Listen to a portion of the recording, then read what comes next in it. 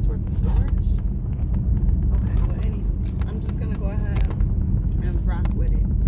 So today I think I want to get my ears pierced again. Today I was doing hair, and I have been doing a lot of emotional work. Okay, so today I was doing somebody's hair, and they had asked me, Kina, what's your love language? And I was like, yes. And they guessed, and they were wrong. And I was like, my love language, of course your love language changes as you change, as you grow. And yes, most of us have multiple love languages that we identify with. And then for me, like, I am able to identify a strong lead, right? Even though, like, there are love languages of mine that still are relevant, I do have a strong lead one, okay? Which is acts of service.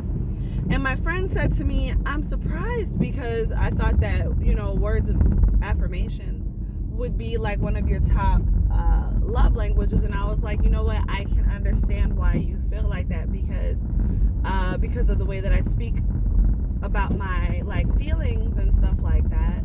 And that's new for me, and paying attention to my feelings and noticing my feelings and all of that. And I said, but the truth is that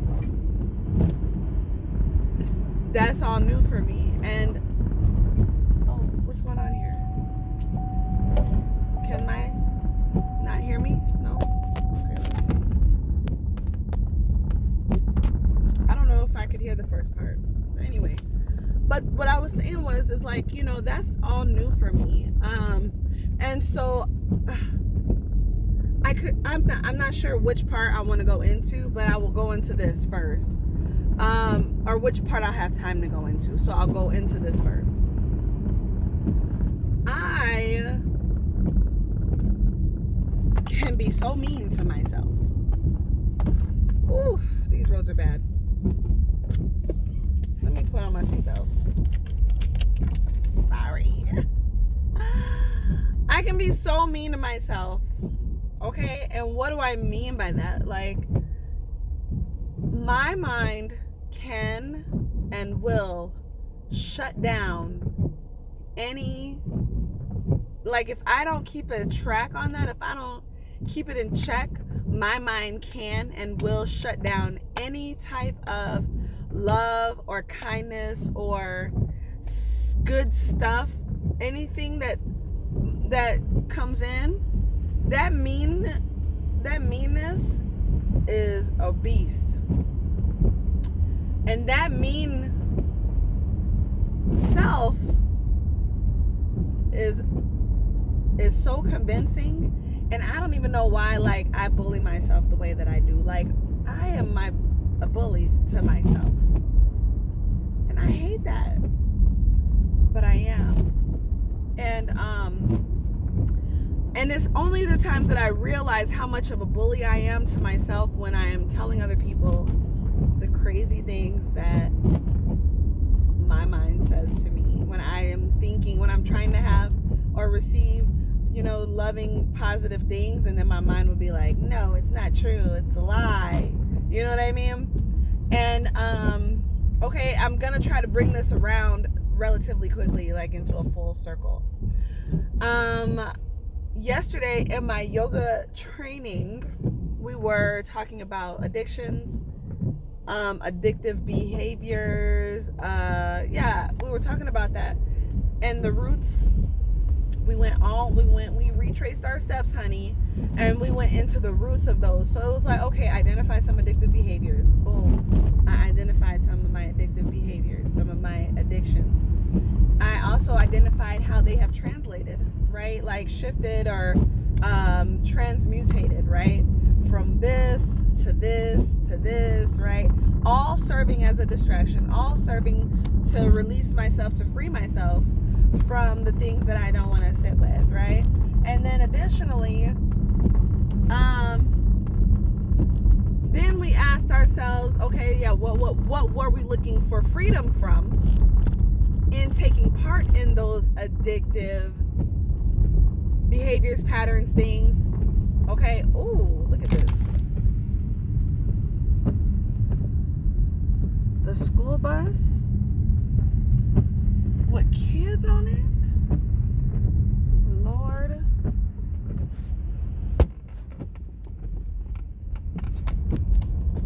what was it that you were looking for relief from in taking part in that addictive behavior? Okay, boom. Okay, I was like, wow, like I was looking for numb. I was looking to numb myself. I was looking to be a chameleon. I was looking to not have feelings, right? When was the first time that I felt like that?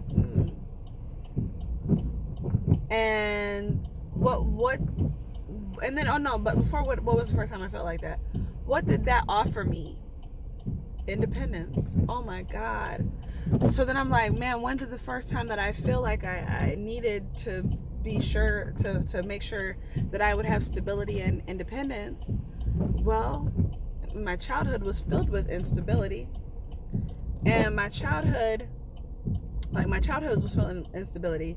And then also prior to taking part in the, first addictive behaviors, I had become a single mother and I had experienced homelessness.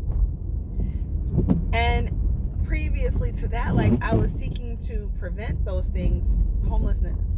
And as a single mom, before becoming a single mother, I was in an abusive relationship where my independence was constantly being threatened. Okay, and so then what became an addictive and obsessive for me was being independent.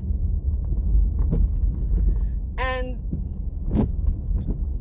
the thing is that, like, at this point in my life, like, and there's a trauma response, right?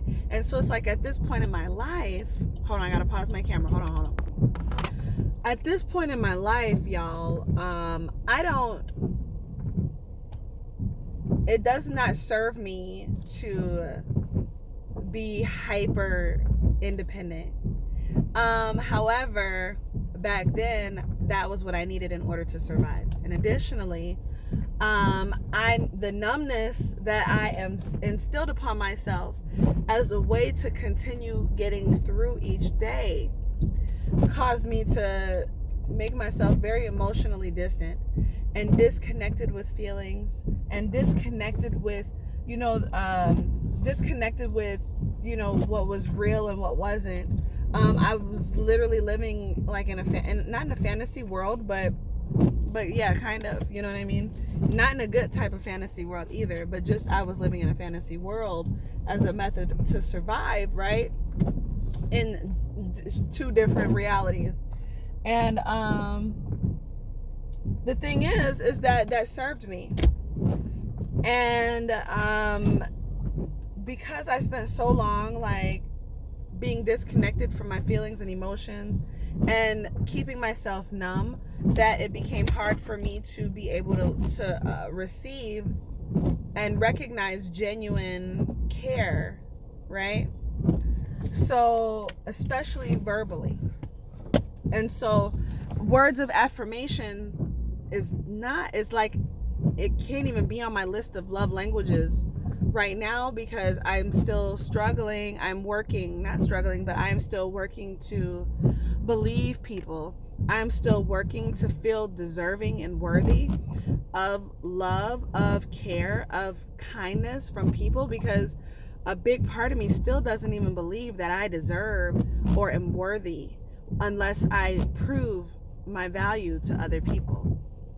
Unless I prove I'm valuable, I'm lovable, let me show you. And if I don't, then it feels like, what? And so people saying nice things to me, it sparks alarm, right? And even people sometimes offering, like when people start to say nice things to me, I immediately kind of feel like this, like I immediately want to do this.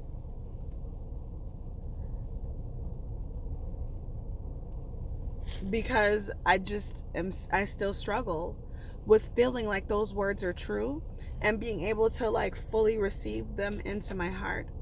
And so, because of the fact that acts of service is truly my top love language, I pay attention to the way that people treat me, because nobody can consistently treat you with care unless they care, right?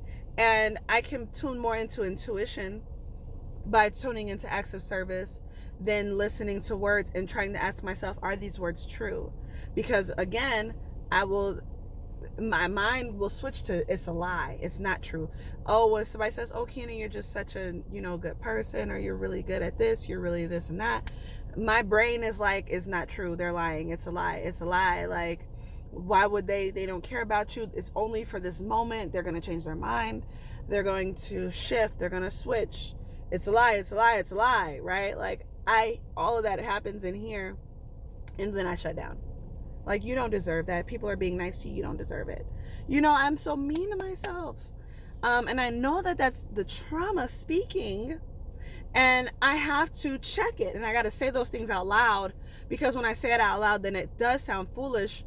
But I can't say it out loud to the person when they're saying it to me. Because then it kind of sounds like I'm dismissing it and not receiving it, right? And I want to be receptive to kindness, to love. But right now, acts of service is my primary love language, because that gives me a little bit more safety than tuning in primarily to the words. Okay? Hopefully that makes sense. I just, it was a whole rigmarole. That doesn't even apply. That word doesn't make sense here, but I'm going to stick with it. And just, I'll talk more about it another time. Okay? Bye, y'all.